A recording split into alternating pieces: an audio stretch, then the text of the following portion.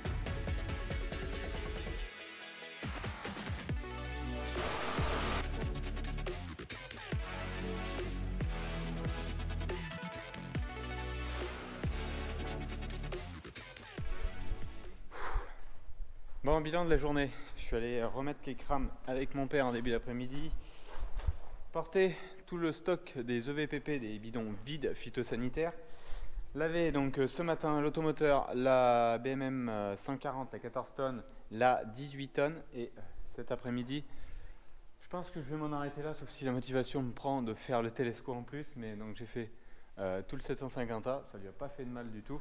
Donc je l'ai posé là, déplié, parce que j'aimerais refaire 2-3 modifs pour changer comme tous les ans quoi. Et la trémie frontale et l'Optima. Donc l'Optima je l'ai dételé, je l'ai juste lavé de loin et je l'ai dételé ici surtout pour enlever tout ce qui était sur les poutres là, qu'il soit propre, et je le laisse déplier pour qu'il sèche, et j'ai 2-3 tuyaux à remettre un petit peu mieux sur le semoir, donc ça comme ça je pourrais travailler dessus. Un jour d'orage, je pense que un lendemain d'orage, on pourra travailler dessus et sur le 750 et sur celui-là. Tous les semoirs seront de ce côté-là tranquillement. Voilà. Bon, allez. Moi je vous dis à demain, on verra bien ce que j'aurai fait ou pas ce soir.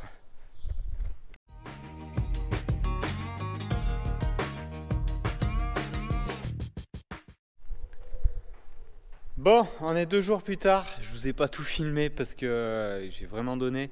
Et puis c'était dans un état, j'ai nettoyé la dalle après parce que j'en ai sorti 3 ou 4 brouettes, mais il y a du lavage de fait. Donc le soir même, hier, j'ai lavé le télescopique. Donc la trémie frontale, l'Optima et le 750 ont été lavés. La 14 tonnes, la 18 tonnes, l'automoteur le premier jour, et hier donc j'ai lavé la coupe, la batteuse et le cueilleur. Donc je vais m'occuper un petit peu sur la batteuse. J'ai une petite modif que je vais faire. Donc la batteuse, c'est surtout un lavage extérieur et le dessous, parce qu'avec les tournesols c'est gras, donc ça colle beaucoup dessous. Comme vous pouvez voir, donc il y a toujours de la poussière qui vient se coller sur les plaques en sortie rotor. Par contre tout ce qui est carrosserie, donc ça c'est nettoyé. J'ai nettoyé également donc le cueilleur. Alors le cueilleur, pour le nettoyer, c'est pas propre parce que l'interface devant, il y a toujours de la poussière qui traîne. C'est essentiellement aussi tous les capots. Donc je l'ai dételé cette fois-ci déplié parce qu'on a toujours un petit peu de suintement sur les boîtiers d'entraînement extérieurs quand il est en position repliée. Alors ça prend effectivement plus de place sous l'hangar, mais j'ai préféré faire comme ça. Donc maintenant, ce qu'on va faire, on va prendre la batteuse, on va sortir, et puis j'ai un petit carton pour elle. Vous allez voir qu'est-ce que c'est. Ça va lui changer la vie, elle aussi. Allez, c'est parti.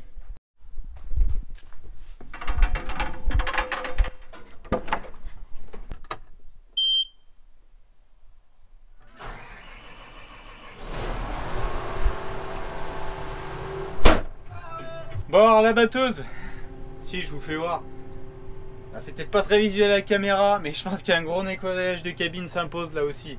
Alors nettoyage de cabine, plus donc rééquiper ici, remettre le moniteur étendu.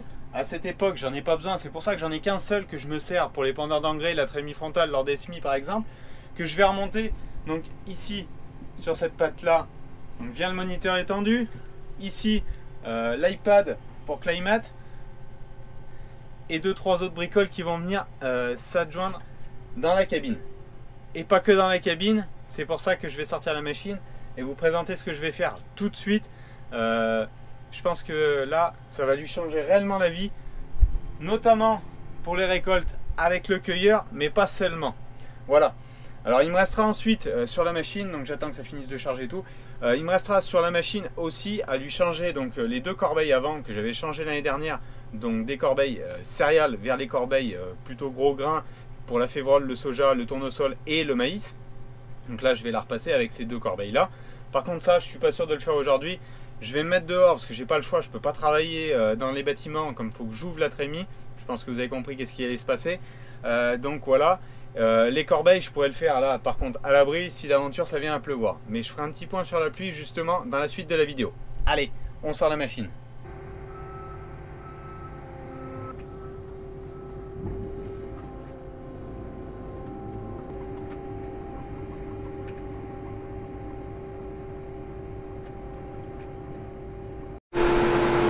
Là bon, donc je viens de la faire tourner un petit peu, tous les organes de battage, j'ai ouvert les capots là parce qu'il va falloir que j'accède là-haut à la trémie.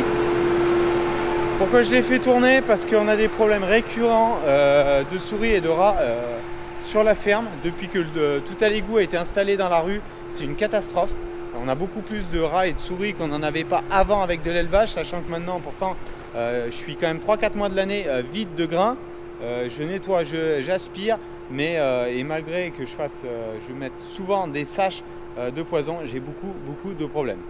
Voilà, bon, le petit carton, il est juste ici. Par la couleur de ce que vous voyez dedans, vous savez ce que c'est. C'est une réhausse de trémie sur la moissonneuse. L'objectif, c'est de la passer de 10 500 litres qu'elle est actuellement à 16 000 litres pour donner de l'autonomie, pour détourer la parcelle, faire des allers-retours tranquillement justement avec le cueilleur, comme je vous ai vu précédemment. Donc ce kit là je l'ai commandé au Canada si je ne me trompe pas. Grand merci à Jean-Michel, il se reconnaîtra chez qui suit les vidéos. Et merci à toi de m'avoir donné ce filon là, parce que là je pense que ça va vraiment lui changer la vie pour détourer les parcelles et tout. Donc on verra tout ça. Allez, on va essayer de monter tout ça et puis quelques images.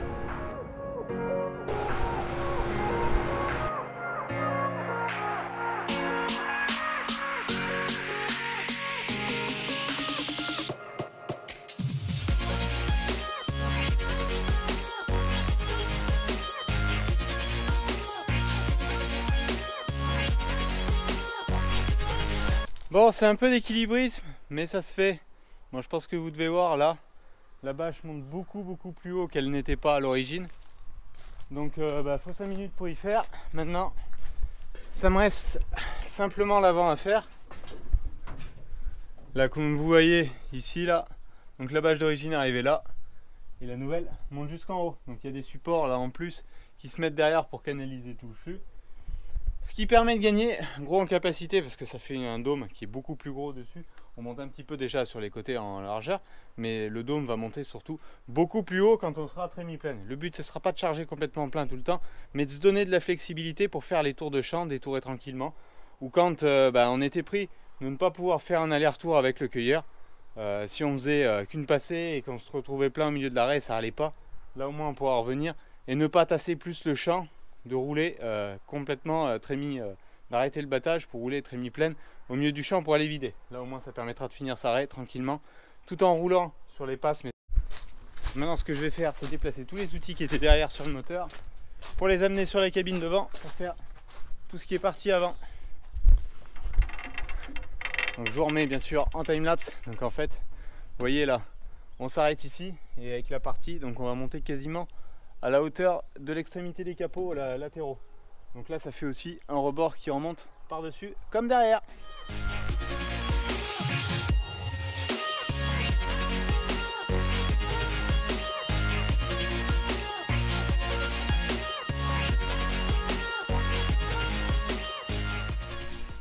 Bon, je viens de redescendre de mon étage.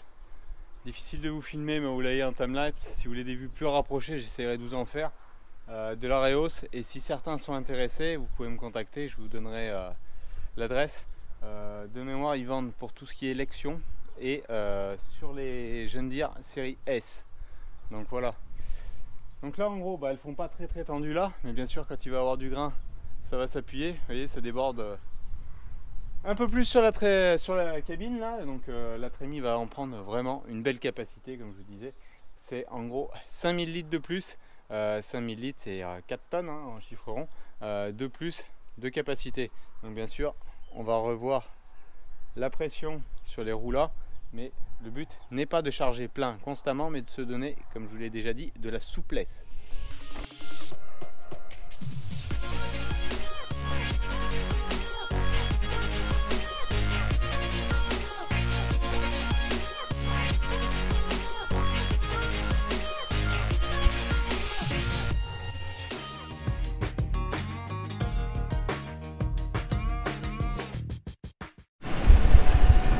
Allez, je suis lancé donc à broyer. Donc là j'ai un petit chemin d'accès, j'ai quelques bandes enherbées à faire ici sur ce site là. À droite, enfin à gauche pardon, du pré améliorant sous contrat filière. Donc ça, derrière maïs semi-direct. Il a blanchi un peu sur le haut comme vous voyez. Bon, il y a de l'échaudage et puis il y a de la maturité aussi qui arrive. Du ténor de ce côté là, semi-direct là aussi. On voit des zones qui sont plus blanches, et bien pareil, échaudage. Alors qu'est-ce que c'est de l'échaudage? J'irai vous faire voir dehors un peu. Matériellement, c'est quand une vague de chaud trop intense vient donc, sur la parcelle, qui va couper le remplissage des grains et donner des grains qui sont, donc on aura toujours des grains, mais très petits, mal nourris et qui ne seront pas alimentés correctement. Donc ça pénalise le rendement. C'est dommage d'avoir eu ces 3-4 jours à plus de 30 degrés. Parce que là, avec la quantité d'eau qu'on vient d'avoir maintenant, ça les aurait emmenés jusqu'au bout tranquillement. Donc là, ce que je suis en train de faire, c'est broyer les contours. Comme vous voyez là, j'ai de l'ambroisie qui pousse bien. Et derrière, donc, ils sont broyés. Comme ça, ça évite qu'ils aillent coloniser dans la parcelle. Et puis, comme c'est très allergène et qu'il y a beaucoup de personnes qui sont sensibles et allergiques à ces plantes-là, on les détruit.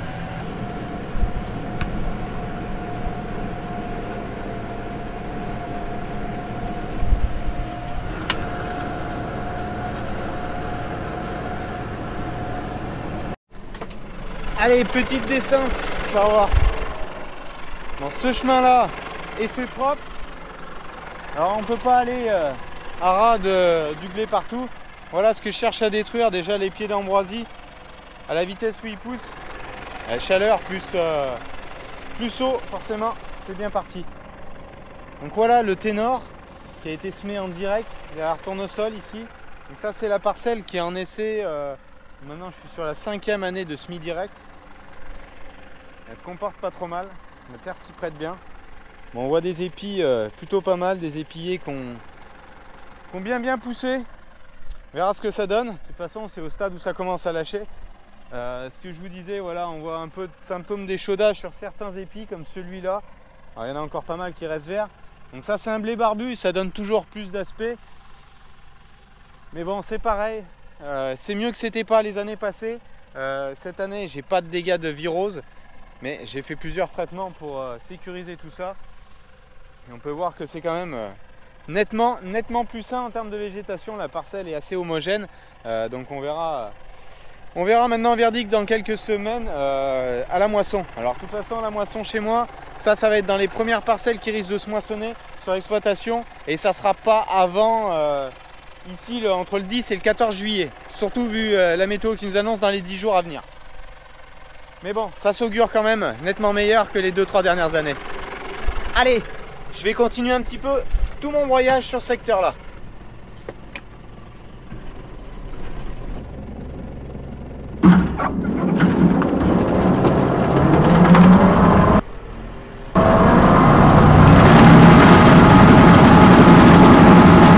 Allez, ça avance. Là, c'était le cas vraiment typique. Il y avait, vous voyez, depuis ici jusqu'au bord de la parcelle, c'était plein en ambroisie. Ça reste quelques pieds comme ça. Bon, j'espère que d'ici la moisson, il ne graine pas. Donc là, on peut voir la parcelle. Je ne sais pas si vous voyez très bien là, au bout de 18 mètres. C'est une autre variété. Donc là, on retrouve le Bifort, l'améliorant qu'on avait précédemment. Bon, pareil, hein, il y a des épis qui sont plutôt pas trop vilains. Un petit peu d'échaudage sur le haut. Et là, un peu de verse. Ça se rappelle bien que ça a eu le tas de fumier de poulet il y a 2 ans là. Et en face, du LG Absalon. Donc au milieu de la parcelle, là derrière, c'était aussi de l'Absalon. Donc là, voilà. Cas typique. Un épi ici échaudé et un qui ne l'est pas. Bon, c'est tout du semi-direct. Là, on est derrière du tournesol. Alors on voit que ça a quand même travaillé. Parce qu'on voit plus trop les résidus de récolte, les cannes. Vous voyez, il faut vraiment chercher. Là par contre, voilà, on en trouve quelques-unes ici. Mais ça s'est pas mal décomposé. La dernière feuille qui avait été protégée en fongicide est restée très saine. Il y a quelques taches physiologiques, mais imputées à la météo. Sinon, en termes de maladie, c'est resté plutôt très sain. Et là, les quantités d'eau qui sont tombées, se sont bien infiltrés parce que bon, alors, tout ce qui est blé, on ne pourra pas en voir aujourd'hui. Tout ce qui est drainage sous les blés en place ne coule pas. Par contre, derrière sous les cultures de printemps, le maïs, le tournesol, le soja, les drains se sont mis à couler. C'est vrai qu'une quantité de 100 mm à cette époque, sachant que la culture a pompé moins d'eau qu'un blé par exemple, donc on se retrouve avec des drains qui coulent. Mais c'est pas grave, au contraire, c'est signe que la structure est bonne. Mais vous voyez, des épis comme celui-là, le nombre d'épillés qu'il y a, si les grains veulent se nourrir, c'est quand même plutôt joli. Bon, ça me reste une bande enherbée en bas là, et après je vais monter vers les tournesols qui sont sur ce site là, faire le tour de la parcelle, et puis ça va être bon pour ce côté là. Je sais pas si vous voyez bien, là il y a une zone là, déjà un peu versée, là ça commence à s'incliner. Quand en fin de remplissage les blés s'inclinent, c'est plutôt bon signe. Donc on verra ce que ça donnera. Là on voit un petit peu mieux justement l'écart des variétés entre le Bifort et l'Absalon. C'est propre, c'est sain. On verra ce que ça donne.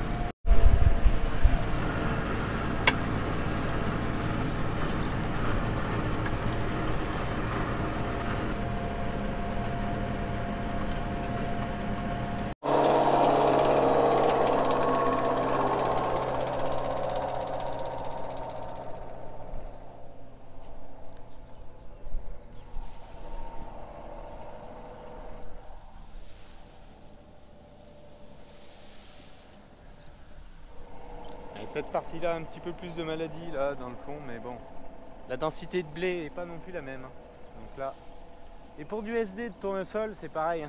On peine à voir des résidus de canne encore. Alors on en voit quelques-unes plus grosses qui sont mêlées dedans là. Mais comme ça n'avait pas été rebroyé, que mon broyeur n'était pas arrivé, j'avais semé dans les cannes longues, donc on en retrouvera un petit peu, sûrement dans la paille. Bon, mais là ça fait place nette parce que là, tout ça, toutes les graminées qui sont là, avec un coup de vent, ça colonise dans la parcelle. Et après, ça nous pose des problématiques de désherbage. Bon, il y a de l'eau dans les ruisseaux. Ça se connaît quand même depuis les grosses averses.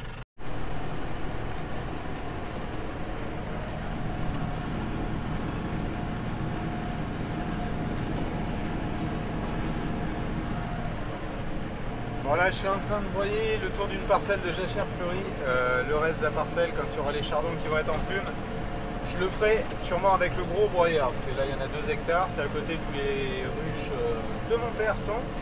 Donc on va essayer de mettre tout ça à peu près propre. Ça permet justement comme ça qu'ils puissent accéder, les ruches sont sur le haut de la parcelle là, d'accéder avec la voiture. pour aller voir le rucher. Allez, je continue. Et de l'autre côté, donc on peut voir à les endroits ici du Mélilo, on peut voir peut-être les ruches un petit peu plus loin, là-bas. Et tout ce qui est donc derrière moi, c'est le tournesol qui a été semé ici derrière un labour d'automne. Ça se porte pas trop mal, hein. Terrain séchant, mais bon, on a eu les quantités d'eau qui ont fait que ça peut se maintenir aujourd'hui.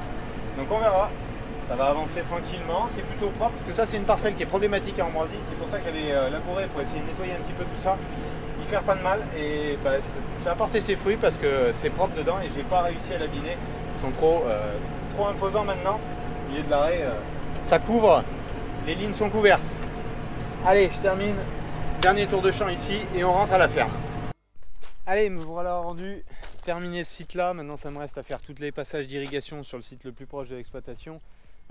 Quelques bandes enherbées encore, un bout de chemin, maintenant qu'on a le droit de les faire. Donc les bandes enherbées en termes de réglementation, on n'a pas le droit toute l'année de les faire, on a une période là qui coupe au milieu, donc c'est pour ça qu'on ne le fait pas et on ne peut pas non plus le faire ramasser en foin parce que je sais que j'ai eu plusieurs fois la réflexion, on pourrait le laisser à un éleveur, moi ça m'arrangerait moi aussi, j'aurais pas y broyer si ça pouvait arranger quelqu'un. Bon, c'est pas toute très grande qualité dans les bandes enherbées, mais en termes d'autorisation on n'a pas le droit et ces années de sécheresse des fois on a le droit, mais c'est tellement tard en saison que les adventices, donc tout ce qui est graminé, peuvent avoir déjà grainé dans les parcelles.